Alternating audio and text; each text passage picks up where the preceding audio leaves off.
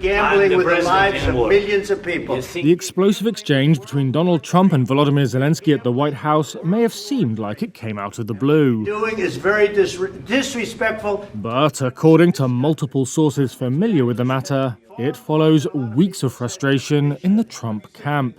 The US president and his top aides have, the sources said, seen the Ukrainian leader as an obstacle to their goals of quickly ending the war, restoring ties with Moscow, and sealing a potentially lucrative minerals deal. You should be thanking the president. It's been a tough thing to watch as an American. From Washington, former Deputy Assistant Secretary of Defense for Europe and NATO, John Townsend, described the incident as theater, though said it was maybe not pre-planned. It was something where they certainly they didn't hesitate to jump in and make this into a barroom brawl.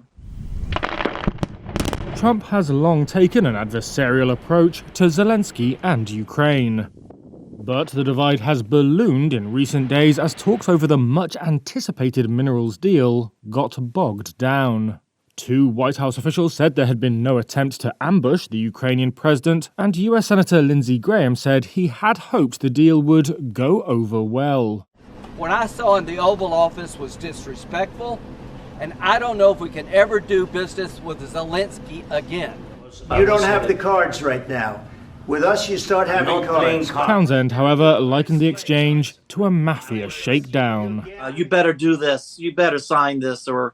it was just the rudeness of it. Exasperation over the minerals deal had threatened to derail Zelensky's trip even before it began. One White House official said on Wednesday that they didn't think an invitation made sense after the Ukrainian president appeared to waver on signing. But a deal was later reached for Zelensky to fly out. Trump has, however, had other frustrations. In recent weeks, he's told his closest advisors that he doesn't like the way in which Zelensky has tried to drum up US support for Ukraine. The US president claimed Zelensky has used showmanship to try and win points with the media and Congress. I think he very much overplayed his hand. Trump has also openly pushed for elections in Ukraine and blasted Zelensky for not holding them after his 5-year term ran out in 2024. Ukrainian legislation prohibits holding elections during a state of martial law, which was declared the day Russia invaded in February 2022. Trump has also falsely claimed that Zelensky has an approval rating of 4%. A poll this month put it at 63%. At the same time, Trump has been upending decades of US foreign policy by publicly siding with Vladimir Putin and saying he trusts the Russian leader in his desire to end the war.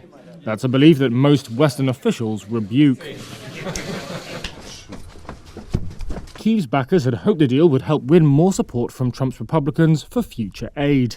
Congress last approved assistance for Ukraine in April when Democrats controlled the Senate and Joe Biden was in the White House. Even then, congressional Republicans slow-walked the bill under pressure from Trump. That led to delays in delivering weapons, putting Ukrainian troops on the back foot in the battlefield. Friday's White House meeting ended without a minerals deal being signed and with Zelensky being told to leave.